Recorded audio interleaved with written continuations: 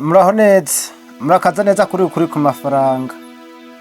Hamwe uyu munsi tukaba tugiye kurabira hamwe amakosa ukora, ayo makosa ugatuma uhora ukenye ubuzima bwawe bwose, ukabona uri wa muntu ukorera amafaranga kandi ukabona ukorera amafaranga menshi, ariko ukabona ubuzima bwarase, ukabona urose amafaranga kandi ukaronka amafaranga menshi, ariko ukabona ukwezi kugiye kurangira amafaranga yawe yose yaheze. Rero namba wo bushikirwa n'iki kibazo nuko iyi video ari yawe ushobora kuyumviriza, kuko nuko tuza kuvuga ibi bintu ukora bigatuma uhora ukenye, ariko mu nyuma nuko tuza kuvuga n'ukuntu woshobora kuvyirinda, hama ukiga kwisanisha n'ibi bintu tuza kubabwira ukuntu wo kwirinda imitekerereze, hama ukabona amafaranga yawe, ukabona amafaranga yaje yiruka ku rwego rwo hejuru. Rero namba wo bushikirwa n'amakosa nuko ukumviriza ibintu bitanu, kandi ndakubwiza ukuri nuko muri ibi bintu bitanu ikintu ca nyuma nico giriko gituma abantu benshi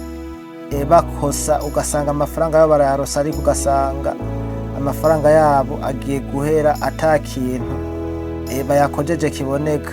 Rero ico usabwe ni ukumviriza iyi video kuva ku ntango gushitsa ku kintu ca nyuma, kuko iyi video ni video ishobora kumara hagati y'iminota 8 n'iminota 10, kandi ni video ushobora kumviriza ugasanga yoshobora kuba yohindura ubuzima bwawe. Rero reka tugende ku kintu ca mbere ushobora gukora iryo kosa ukarikora, ariko ugasanga amafaranga agiye kugucika, aguciye mu myanya y'intoki. Ikosa rya mbere ni gukoresha amafaranga utabanje gutekereza. Burya ikintu nokubwira nuko namba uriko urakoresha amafaranga ugafata ayo mafaranga ukayakoresha utabanje gutekereza ngo ubanze ugire plan, nuko ayo mafaranga uzosanga agiye kugucika, agaguca mu myanya y'intoki, ugasanga nta kintu akumariye. Burya ikintu guhanura nuko namba ugiye urosa amafaranga, nuko amafaranga uzosanga hari ibintu vyinshi biyakeneye, uzosanga amafaranga nubwo yarose uzosanga hari ibintu bisaba yuko woyajanamwo, ugasanga amafaranga ugiye kuyamara ata kintu na kimwe akumariye. Rero mbere yuko ubona ugiye kuronka amafaranga, banza umenye banza uvuge ati jewe amafaranga afise ndashaka yuko nzoyagirira pra uko. Namba ari ibihumbi 100 ufise ukavuga ati ibihumbi aya naya, nyambara amafaranga uvuga ati nzokoresha amamega, ukamenya ati amafaranga nzokoresha amamega ku kwezi naya, ukamenya ati amafaranga nzokoresha mo déplacement naya, amafaranga buri rufaranga rwose ukabanza ukarupanga ukwago. Nyambara amafaranga uzogira saving ukabanza ukashira ku ruhande. Ivyo nivyo bintu ni wabikora uko nuko uzobona amafaranga ariko ateragwira, ukabona wamaze guhinduka, ukabona wamaze kugera ku rundi rwego. Rero ico nokubwira nuko ukora ibi bintu hama ukiga kuvyisanisha navyo ibintu ndakubwira ngaha kuri ku mafaranga, kuko ni ibintu bishobora kuba vyo guhindura ubuzima. Hama ico nokubwira n'ukuri, namba uri wa muntu wamaze gushika kuri urubuga nkaba ngira ndakubwira ibintu, ivyo bintu ndakubwira ukaba ugenda uvyisanisha mu buzima, nuko ubuzima bwawe nyuma y'igihe gito uzobona bwahindutse. Rero namba uri mushasha, nyamba ushaka kuzoza uhora wiga kuri ku mafaranga, wongere wige n'ibintu vyerekeranye n'imibano, ivyo twokwita urukundo, nuko ukora sabone.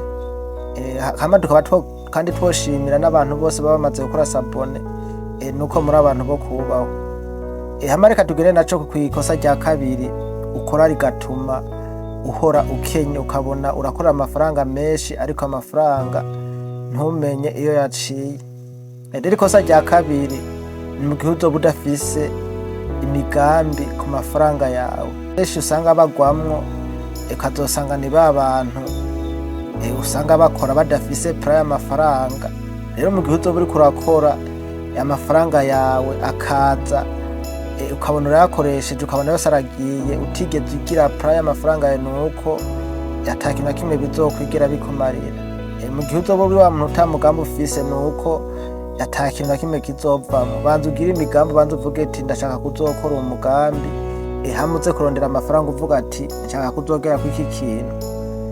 Ngaha nk'akaro twotanga nuko abantu benshi uzosanga bashika ku mpera y'ukwezi ntibamenye ico bakoze mu mafaranga yabo, ugasanga uri wa muntu wakoreye amafaranga, ariko ukabona ukwezi kugiye kurangira amafaranga yaraheze ariko ntubone n'ikintu na kimwe uba warayamajije. Rero mbere yuko uza kuronka amafaranga banza upange pra y'amafaranga yawe, wamara kubona wapanze ya pra hama y'amafaranga wamara kuyaronka ugende uyashira muri za pra, kandi ukoreshe kwandika, uzurandika n'ivyo vyiza n'ivyo bintu bishobora kuba vyo kugirira akamaro. Rero mu gihe uzoba ukoresha amafaranga ata migambi ufise ku mafaranga yawe, nuko amafaranga yawe uzosanga yagiye kugucika akaguca mu myanya y'intoki. Rero ico nokubwira nuko wobanza ukagira pra ukamenya ati amafaranga azoja mwiki anaja mwiki, nivyo bintu vyokugirira akamaro. Hama reka tugende naryo kw'ikosa rya gatatu ushobora gukora, ariko ikosa warikora ugasanga amafaranga yaguciye mu myanya y'intoki, ukibaza uti mbega amafaranga yanje ko mbona agenda yoba ari nyazi. Ico nokubwira nuko atari nyazi, ahubwo nuko hari amakosa mato mato ugenda ukora ku mafaranga, ayo makosa agatuma uhora ukenye utabizi. Rero ikosa rya gatatu ukora bigatuma amafaranga ukwezi kuza guhera yaguhezeko nuko utigera uvuga ngo uzigame, wizigamire ukore saving n'akantu na gatoyi. Abantu benshi uzosanga bavuga bati nzotangira kuzigama ninabona amafaranga menshi, ariko ukuri nuko nimba udashobora kuzigama duke nuko utazokwigera wizigamira nubwo uzoba warose amafaranga menshi.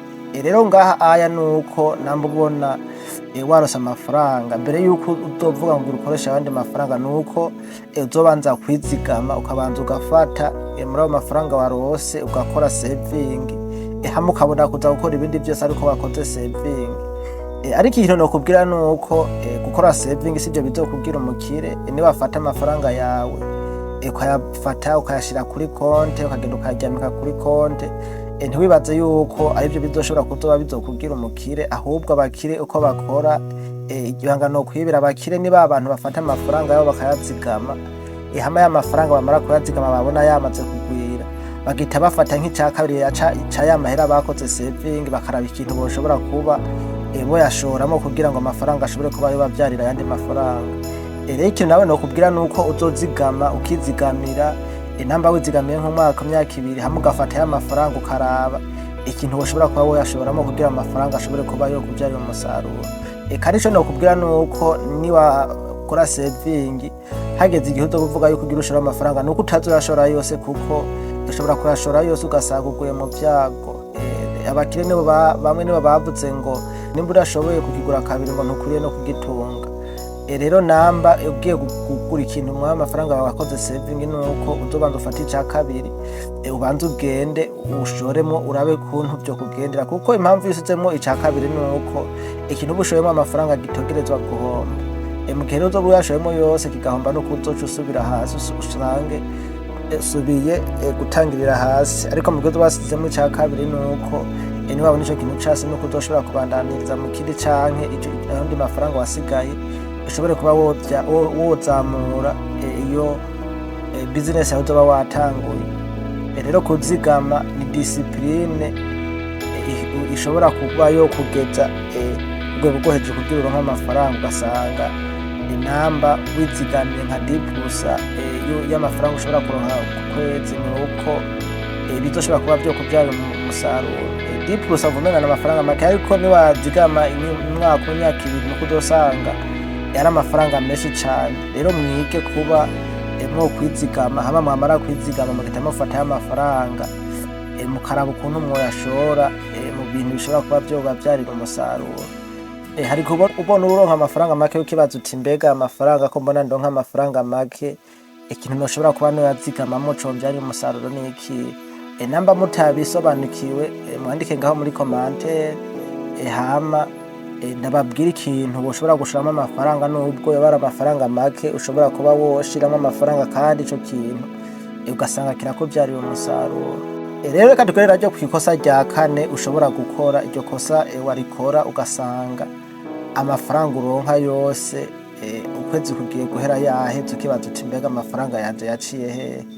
Rero ikosa rya kane ukora rigatuma amafaranga ahora aguca mu myanya y'intoki ni mu gihe uzoba ufise ibitekerezo bibi ku mafaranga.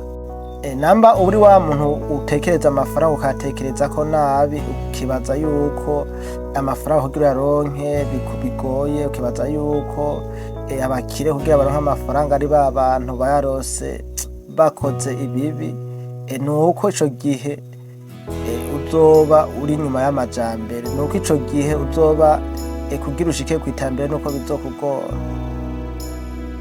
Rero nimbere wa muntu wibwira uti amafaranga si ayanje, ukibwira yuko udashobora kuba umukire, cyangwa ukibwira yuko ubukire atari ubwawe, nuko wowe nyene uzoba uri kurica intege. Burya ikintu nokubwira nuko niwiremamo ikintu ukavuga ati jewe nshaka kuba umukire, nuko uzohita uhindura mindset, wamara guhindura mindset ukaca wibwira ati mbega ko nshaka kuzoba umukire, nzoba umukire nzobicishe mu nzira yayo. Muri ico gihe wiyumviye gutyo, nuko n'ubwenge bwawe buhita bukora, bugahita bukwereka ibintu woshobora gukora. Rero mu gihe uzoba uriko uriyumvira yuko utoba umukire, nuko uzoba uriko uriyemeza wowe ubwawe yuko uri umukene. Burya niwaba uri wa muntu uhora wiyemera mu kintu ukavuga ati iki kintu nshaka kuzokigerako vyanke bikunde, nuko uzosanga ugeze ku ntambwe yo hejuru cane. Rero ngaha nk'akarorero tworaba yuko abantu bose batsinze mu buzima, nuko ari ba bantu batangura guhindura ibitekerezo vyabo mbere yuko babona amafaranga. Rero mu gihe uzoba uri wa muntu utekereza amafaranga nabi, nuko amafaranga utazoyaronka. Burya ikintu nokubwira namba ushaka kuronka amafaranga, nuko amafaranga uzoyatekereza ukabona yuko ari ibintu vyiza, ukabona yuko amafaranga yuko ari yakemura hafi ibintu ya vyose. Rero mu gihe uzoba uri wa muntu utekereza nk'umukene, nuko naho uzoguma nyene uri nk'umukene. Rero mwige gutekereza nk'abantu b'abakire, mubone yuko ibintu vyose, mubone yuko vyokunda n'ivyo vyoshobora kuba vyobavyarira umusaruro. Hama reka tugende naryo kw'ikosa rya gatanu ushobora gukora. Iryo kosa warikora ugatuma uhora ubona ukorera amafaranga, ariko ukwezi kukaza kurangira amafaranga yose atanimba usigaranye. Rero ikosa rya gatanu ariryo kosa rya nyuma, mu gihe uzoba uri wa muntu uzoba ukora ibintu bidashobora kuba vyokungura. Rero mu gihe uzoba uri wa muntu ukora ibintu bitakungura, nuko uzoshobora gukora cane ariko ugakora ibintu bidafise agaciro kanini, nuko uzosanga uhoze hahandi nyene. Rero namba ukora ibintu, banza ukora ibintu ubone yuko uriko urakora vya bintu ukunda, kandi ubone yuko ibintu uriko urakora yuko ari ibintu bikuzanira inyungu. Rero mu gihe uzoba uriko urakora ibintu ubona yuko ari vya bintu biguhomvya, nuko uzosanga ataho ugeze. Rero mwige kuba mwokora ibintu bifise akamaro, kandi ibintu ubona yuko bikuzanira inyungu. Ikintu nokubwira nuko ushobora gukora cane ariko ugakora ibintu bidafise agaciro kanini, nuko ivyo bintu ataco bizokumarira. Ikintu nokubwira nuko bidahagije gukora cane, nuko ugomba gukora ibintu bifise inyungu, nubwo ukora ibintu bike. Ngaha nk'akarorero notanga nuko umuntu ashobora gukora amasaha menshi ariko akakora amasaha menshi atabumenye, nuko ata amafaranga azokwigera aronka canke ngo yiyongere. Hari n'uwundi muntu ushobora gusanga yiga sikini nshasha akayikoresha ubuzima bwiwe, ugahita usanga vya bintu yiga bigiye kumuhindurira ubuzima. Rero uwo niwe atangura kubona amafaranga. Rero ikintu nokubwira nuko namba ugiye gukorera amafaranga, namba ugiye gukora ikintu ubona ko kizokuvyara umusaruro, kora ca kintu ubona yuko hari abantu bagikeneye, kora ca kintu ubona yuko hari ikintu kizoza gukemura muri societe, niho uzosanga ari ibintu bikubereye neza cane. Rero nkuko mwabibonye ngaha muri video, twosoza tubabwira yuko mwamaze kubona ukuri ukuntu wokwitwara ku mafaranga. Turababwira n'amakosa woshobora gukora kugira ngo amakosa mu gihe yakora uzosanga uhoze ukenya, ugasanga amafaranga wahora guca mu myanya y'intoki. Ikintu ca mbere twabonye yuko ari gukoresha amafaranga nabi. Icya kabiri naco turabona yuko nimba utagira para ku mafaranga yawe, nuko amafaranga ataco azokumarira. Icya gatatu twabonye yuko kutazigama ari ibintu biguhoza mu bukene. Twanabonye n'ukuntu woshobora kuba wozigama y'amafaranga amara kuba menshi, ukaraba ukuntu woshobora kuba woshora ica kabiri kugira ngo ashobore kuba yabyaza ayandi amafaranga, ashobore kuba yovyara ayandi mafaranga. Ikintu naco ca kane twaciye tubona yuko ari ugutekereza nabi ku mafaranga. Nimba utekereza nabi ku mafaranga ugatekereza yuko amafaranga atari ayawe, ugatekereza yuko amafaranga hari abayagenewe, nuko muri ico gihe uzosanga bitakugendeye neza. Ikintu naco ca gatanu twabonye arico ca nyuma, nuko twabonye amafaranga mu gihe uzoba uyatekereza ugatekereza kuyakoresha ibintu bitakungura, nuko ayo mafaranga azoguca mu myanya y'intoki utazokugera ubona niyo yayongeye. Ariko inkuru nziza nuko ushobora guhindura ivyo vyose ugahera uno musi. Rero ico nokubwira nuko wofata ingingo ugahindura uko ubona amafaranga, ukongera ugahindura nuko amafaranga yawe wayafata, nuko ubuzima bwawe buzoca buhinduka.